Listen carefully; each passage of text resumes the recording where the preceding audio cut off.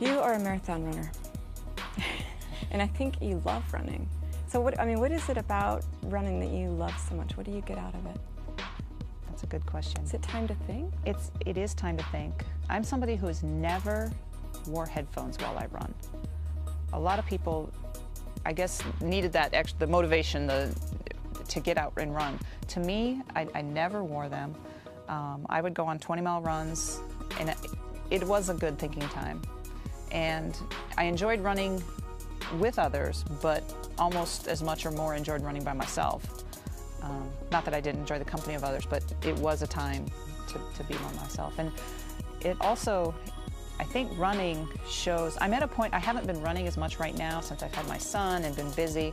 I'm not at the point running where I was 6 years ago, and I wish I was, and hopefully I'll be there again. But a lot of people say that they're not runners and they can't run. And I don't always believe that, because there's a hump to get over, and I'm below that hump right now. I'm having a hard time getting out and getting myself to run the way I know I used to be able to run. So I know that you can get over that hump because I've done it and I've been there. And so I think others who say they can't run, like, just push a little bit harder, and I think you can. I bet you'll be able to do it. And so it's just I love running. I mean, I love it. And I see people out there running now, and I get jealous because I'm not out there running. And some people think that's crazy, but, and I was at a point where weather conditions, it did not matter. It could be raining, snowing, windy, dry, hot, cold. I would go out and run. And I always felt good when I got done. Even if it was a short run or a long run, you just always feel good about the run, about yourself. And, you know, after you run a couple marathons, it's a huge accomplishment, and especially for people, I think, that didn't think they could run, and then you go out there, and when you finish a marathon, it's like, wow, guess what? You can do that. No, but finding the time and making the discipline, and having the discipline to do it, how was that for you? Yeah, I ran a little bit as an undergraduate student, but not very much. I did a couple, I think, 5K races maybe. But when I was a graduate student living in Austin is when I really started to run a lot, and I would actually use that time to think about my project. And I would solve a lot. A lot of times I would go for a long run at lunchtime, and I remember I'd start at the UT campus and go down south to the river, run around the river, run back up to campus, and that's really, I used that time, like I said, mentally a lot, thinking about what I was working on, and I actually solved some of the issues that I was having and the equipment I was building and that type of thing for my project.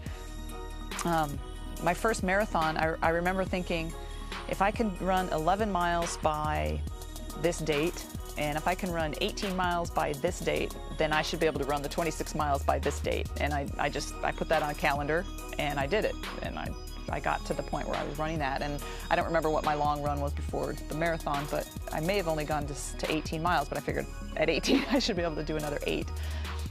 And then after that, after doing the first marathon, you kind of get hooked on it, I think, and then, yeah. But I think the time, I used it as my time of thinking a lot when I would run. I'm always just thinking about how bad I feel, you know.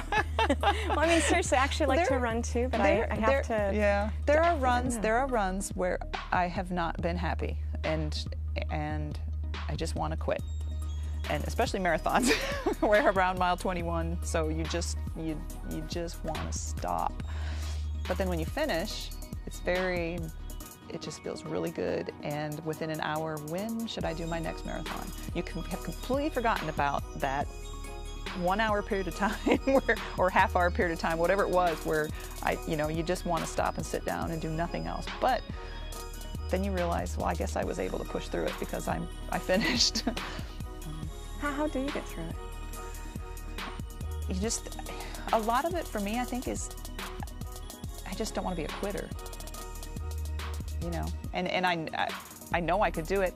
And there were times, I think I've done 9 marathons and only 2 where I didn't walk at least some portion of it. And, you know, you come to the water stations and you walk for a little while, and then you start shuffling along again. You just find a way to push through it. And I think that happens in a lot of things. You just find your way to push through it.